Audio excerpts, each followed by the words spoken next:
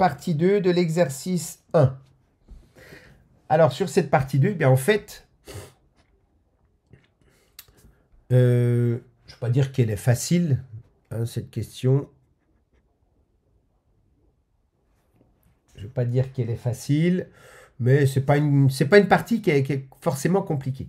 Pour alimenter ce four en utilisant uniquement une énergie renouvelable, il est envisagé d'acheter des panneaux photovoltaïques possédant les caractéristiques suivantes. Donc ici, vous avez le panneau photovoltaïque, enfin les caractéristiques du panneau avec différentes cellules que l'on va compter. Et ici, le courant en fonction de la tension. Donc c'est la courbe de réponse en fonction de l'éclairement du panneau photovoltaïque. Donc là, on passe de 200 watts par mètre carré, 400 watts par mètre carré. Donc ça, c'est ce qu'on appelle l'insolation ou encore la puissance solaire par mètre carré produite par le soleil. Hein. Donc, par exemple, le soleil va fournir 800 watts par mètre carré de puissance solaire. Et on regarde comment réagit le panneau, donc le courant en fonction de la tension. Les différentes caractéristiques, plus de 90% des capteurs vendus dans le monde sont principalement composés de silicium. Ce matériau semi-conducteur a l'avantage de pouvoir être produit à partir d'une ressource naturelle quasiment inépuisable, le quartz, un composant des granites, des sables et des grès. C'est du sable. Hein. Cette technologie a de nombreux atouts, sa robustesse, une durée de vie importante et des performances avec des rendements intéressants. On va dire ça comme ça. Le capteur photovoltaïque monocristallin. Donc là, on vous présente 3 types de capteurs, les monocristallins, qui ont un rendement entre 18 et 20%. Les capteurs polycristallins ou multicristallins, qui ont un rendement de 12 à 15%. Ils sont plus répandus parce qu'ils coûtent moins cher que le monocristallin, mais ils ont un rendement moins intéressant. Et les capteurs photovoltaïques au silicium amorphe, qui eux ont un rendement de 7 à 8%, donc un rendement encore plus faible. Donc moins intéressant et moins intéressant. Donc ça représente 35 plus 56, 91, donc il représente 9% sur le marché, des ventes là, au niveau commerce. Donc il représente 9% des panneaux. Premièrement, donc il y a beaucoup d'informations qui servent à rien, d'autres qui vont servir, on va voir ça. Premièrement, calculer la surface S d'un panneau photovoltaïque.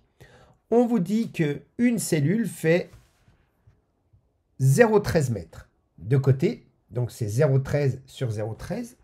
Et si je compte le nombre ici, 1, 2, 3, 4, 5, 6, 7, 8, eh bien, j'ai 8 cellules ici. Le C rayé comme ça veut dire cellule. Donc j'ai 8 cellules ici et j'en ai 12 sur la hauteur. Ce qui veut dire que au total, j'ai donc 8 fois 12 égale 96 cellules. Donc je vais peut-être l'écrire correctement. 96 cellules qui chacune fait de 0,13 sur 0,13 en dimension. Donc la surface du panneau, j'ai 96 cellules, sachant qu'une cellule, je vais les noter comme ça, S avec mon C barré, pour dire cellule, est égal à 0,13 fois 0,13, d'accord? Eh bien, ce qui me donne du 0,0169 mètres carrés. Je fais bien attention. Est-ce que je respecte bien les unités? Oui, je suis bien en mètres. Donc, on est bon. Donc, ça me fait 0,0169 mètres carrés pour une cellule. Or, il y en a 96. Donc, la surface totale que j'ai notée grand S, puisque c'est ce qui me donne dans l'énoncé, grand S est égal à 96 fois la surface d'une cellule, donc ce qui me fait 96 fois 0,0169. J'ai donc une surface totale de 1, alors on me donne ça sur la calculatrice, Attention à l'unité, mètre carré, ne pas oublier l'unité. Donc moi, je vais considérer avec 3 chiffres significatifs que ça me donne 1,62 mètres carrés. Et là, j'ai bien 3 chiffres significatifs. Attention, le nombre de chiffres significatifs, ce n'est pas le nombre de chiffres après la virgule, mais c'est le nombre de chiffres avec lequel il est écrit sans s'occuper des zéros qui sont à gauche. J'en profite ici. Lui, là, est avec 3 chiffres significatifs parce que ces zéros-là, je ne les compte pas. Hein, donc, il est bien exprimé avec 3 chiffres significatifs. Et si j'avais écrit quelque chose de la forme 101,620, ici, j'ai 4 chiffres significatifs, puisque le 0 qui est là doit être pris en compte. Donc ce 0-là ne serait pas pris en compte. Par contre, ici, quand je l'écris comme ça, le 0 est pris en compte. Voilà. Donc je continue. J'ai une surface totale de 1,62 mètres carrés. Donc j'ai répondu à la première question. C'est la surface de mon panneau. Deuxièmement,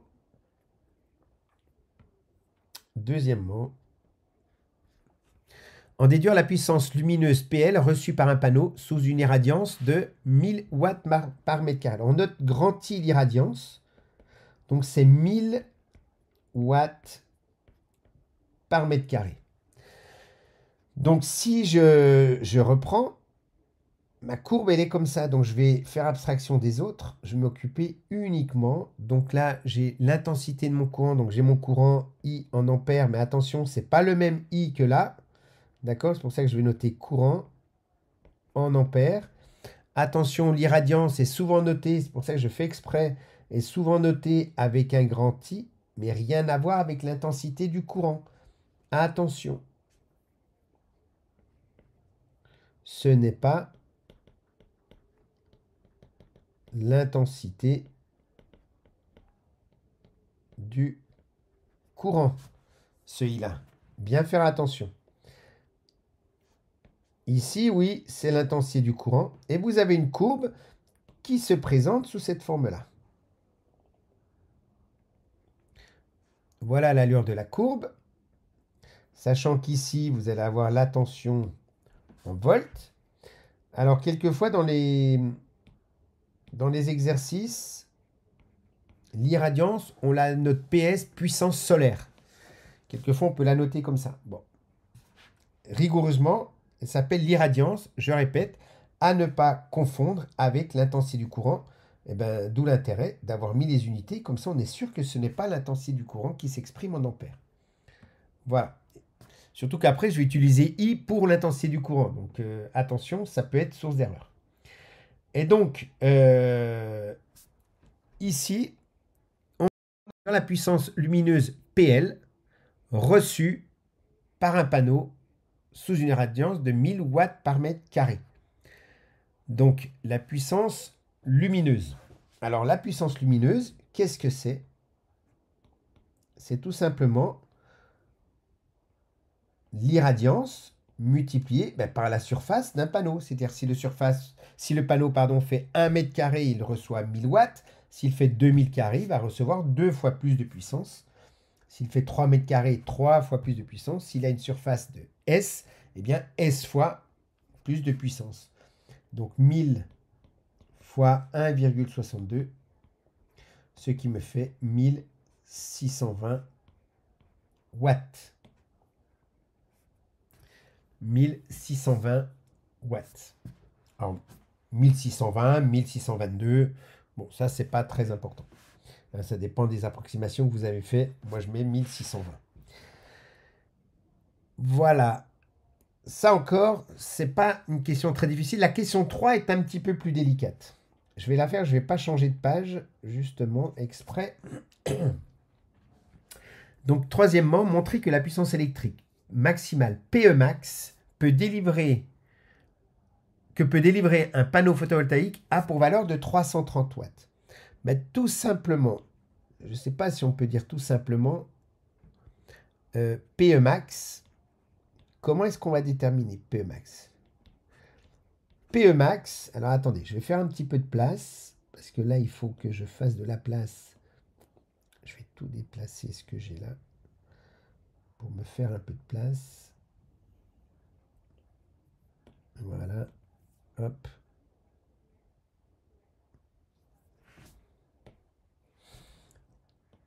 Ça va prendre un petit peu de temps de tout remonter. Voilà. Ici, je vais remonter toute cette partie-là. Voilà. Et puis cette partie-là aussi. Voilà. Alors c'est une partie importante parce que PE max, donc c'est la puissance électrique maximale que peut fournir mon panneau sous 1000 watts. Donc je prends bien 1000 watts par mètre carré. Donc je prends bien la courbe 1000 watts avec une irradiance de 1000 watts par mètre carré. D'accord? Eh bien, ce qu'il faut savoir, c'est que le rendement maximal se situe toujours au début du coude ici. C'est ici que l'on va avoir P max, PE max. Donc ici, je prolonge là, je vais aller chercher la valeur de l'intensité. Ici, j'ai 6 ampères. À ce niveau-là, j'ai une tension de combien? Donc si je regarde bien, de 55 volts. Voilà ma tension, 55 volts. Et je vous rappelle, et attention ici, que c'est une puissance électrique. Donc c'est U fois I, mais attention, ce n'est pas l'irradiance, ici, c'est l'intensité du courant.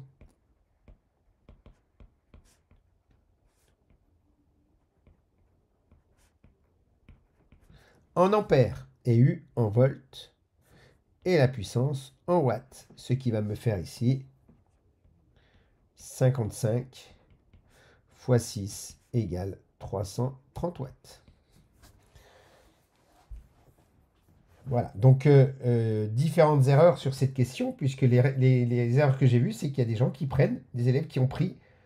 Alors j'ai corrigé moi les T15, donc les T14, je ne sais pas ce que vous avez fait encore, mais certains ont pris ici, multiplié par la valeur de l'intensité. Non, c'est en un point, surtout pas ici, ça fois ça, c'est on prend début du coude, et c'est là où on a le meilleur rendement. Alors, ne vous inquiétez pas, si vous avez pris un point légèrement à côté, c'est pas grave. Il n'y a pas de souci, c'est compté juste. L'essentiel, c'est que vous alliez chercher dans le coude. Voilà. Bon, après, on vous donnait une indication, vous donnez la valeur, 330 watts. Enfin, on va passer à la quatrième question. Donc, page suivante, quatrième question. Et dernière question de cette partie. Le rendement. Donc, le rendement, ça se note état. Hein, c'est un N avec une patte plus grande. Donc, le rendement, ça va être la puissance, ce qu'on va appeler la puissance utile. Donc, la définition de base du rendement, c'est la puissance utile. Là, je ne m'occupe pas je m'occupe pas de l'énoncé pour l'instant. C'est mon cours. Ça, je l'écris au brouillon, puissance utile, sur la puissance absorbée. Voilà. Donc, ça, c'est la définition de mon rendement. Moi, je vais regarder mon panneau, comment il fonctionne. Mon panneau, je vais lui fournir une puissance qui va être une puissance solaire que j'ai déterminée tout à l'heure. Je l'ai appelée PL. Donc ça va être sa puissance absorbée. PL égale 1620 watts. Là, c'est mon panneau. Et en sortie, je vais avoir ma puissance utile qui va être... mon panneau, il est fait pour fournir une puissance électrique qui est de 330 watts. Et ensuite, ici, qu'est-ce que l'on a? Eh bien, on va avoir des pertes qui sont principalement des pertes calorifiques, c'est-à-dire c'est de la chaleur. Votre panneau va chauffer. Voilà. Donc ici, pour le rendement, ça va être PE. Donc toujours écrire en littéral, c'est-à-dire en lettres, divisé par PL, est égal à 330 divisé par 1620. J'ai donc un rendement qui me fait de l'ordre de 0,20, ce qui me fait du 20%. Voilà mon rendement. Je mets mon résultat en évidence, toujours. hein, ou je pourrais même l'encadrer, hein, le rendement est égal à... Voilà, ce que je vais faire, c'est que je vais effacer ce que je viens d'écrire. Je réécris, comme ça, pour le correcteur, je mets en évidence mon résultat. Hop, hop, hop, hop, hop. Voilà. J'ai donc un rendement de 20%. Je relis la question. Après avoir calculé le rendement de la cellule, identifiez la technologie utilisée pour le panneau photovoltaïque. Je vous rappelle, la technologie, c'est le type de capteur. Et on a 3 types de capteurs, monocristallin, polycristallin ou silicium amorphe. Celui qui a un rendement qui tourne de l'ordre de 20%, eh ben c'est tout simplement le monocristallin. Donc on peut donc conclure que le panneau est réalisé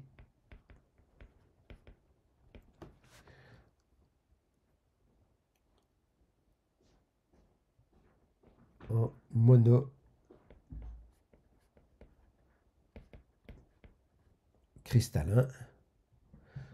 Peut-être pas très français ça. Plutôt le capteur photovoltaïque étudié est un capteur monocristallin plutôt. Je vais corriger ma phrase. Je préfère écrire les choses correctement. Le panneau étudié est un capteur. Je réutilise le vocabulaire donné dans l'énoncé monocristallin. Voilà. Le panneau étudié est un capteur photovoltaïque monocristallin. Et là, on a répondu à la question numéro 4. Avez-vous des questions?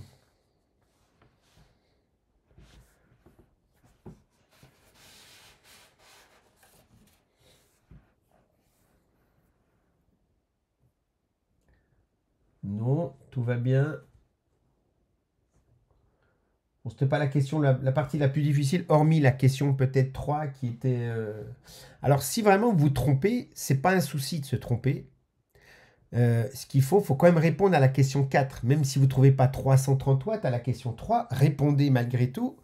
Vous trouvez un rendement de 15%, mais vous dites j'ai trouvé un rendement de 15%, ça ne correspond pas, semble-t-il, à la question posée, mais c'est pas grave, vous dites je considère donc que si vous avez trouvé 15%, que le capteur photovoltaïque est réalisé en polycristallin. Voilà. Et puis vous embêtez pas, il ne faut pas hésiter, au moins vous répondez, et le correcteur se dira, bon, mais au moins il s'est posé des questions.